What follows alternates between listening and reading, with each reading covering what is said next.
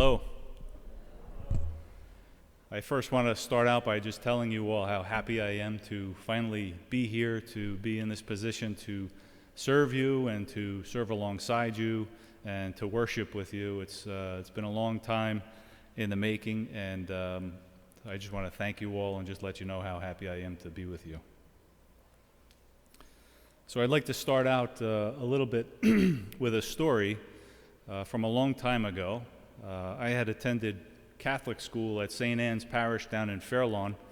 I'm not sure how many of you are familiar with that parish. But there was an incident that occurred, I won't tell you how many years ago, but I was in 8th grade, so I was probably about 14 or 15 years old. And I remember going into the parish center. I don't remember particularly what business I had to go into the parish center, but there's something that happened during this encounter I had with the receptionist in the parish center that stayed with me for many years. You see, it wasn't anything that she said. There wasn't anything with the business that was being transacted with my visit there. But there was something about this woman at the desk in the parish center that has stayed with me for all these years. The woman emitted a joy. The woman was so at peace. I remember walking out after our encounter, and I said to myself, she must be one of those weird religious people. You see, looking back now, I realize that God was using that woman to get to me. God was working through her to work on the soil of my heart, which wasn't fertile at the time, to take the seed. So this parable that we have in the gospel today, it's a very popular parable. It's found in all three of the synoptic gospels, so it's found in Matthew, Mark, and Luke, and we hear it every year in the cycle.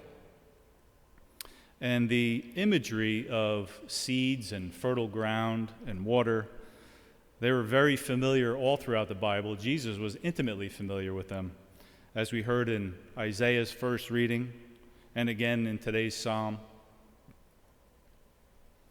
It's a popular parable, but there's a very profound message in it.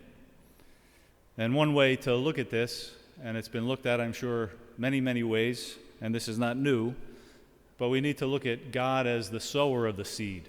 God generously sowing seed on good soil, not so good soil, the path. That's how God shares his love with us. The seed itself is his message of love and God's mercy. And of course, the soil is our heart. And that's the only one of the three that we have any type of control over.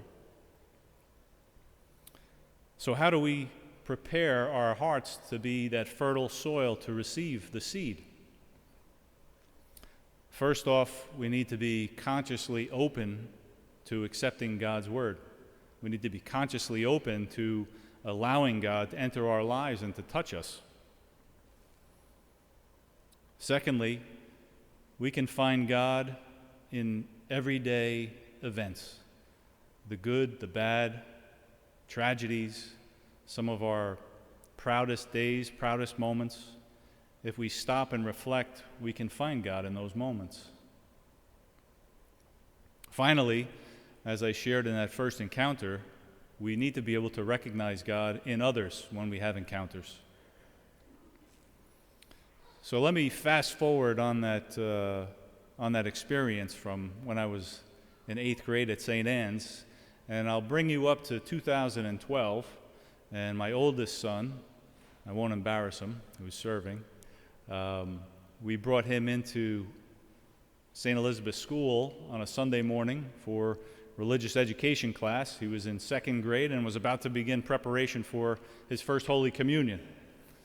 Now, up until that time, I had been very lukewarm with my faith. My wife would drag me to Mass on Christmas and Easter, and I wasn't really big into it. But for some reason, when we decided to bring him in for preparation for communion, I made a decision to myself, and I said, I'm going to set an example for my son. If we're going to take him to receive First Holy Communion, I'd like to take him to Mass and raise him in the faith. That was my expectation. I was not expecting to be here 8 years later, standing in front of you in a dalmatic as a deacon. But that's just an example of how God can work on our hearts when we open up and we have fertile soil for his seeds to take root.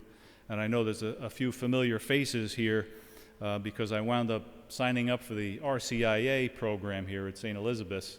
And at the time, there were, some of the team members that are still on there today were there. So I just want to thank those of you that were on my RCIA team for being a part of that and allowing God to work through you on my soil. So I'd like to leave you with a few thoughts.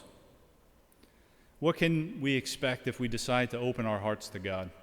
And don't let it scare you. It doesn't necessarily mean you're going to wind up in seminary and be ordained. But you might be called to a fruitful ministry that we have here at the church. You might be called to provide God's mercy at a time of need in someone else's life. So what can you do? Open your heart, take a chance, have faith, sign up for a Cornerstone retreat, pick up the old rosary that maybe came down in the family heirloom, ask one of our wonderful priests to take some time to hear a really good confession and receive absolution, perform a work of mercy, and just remember, keep your mind open and be able to recognize God in those moments. He's waiting for you. God bless.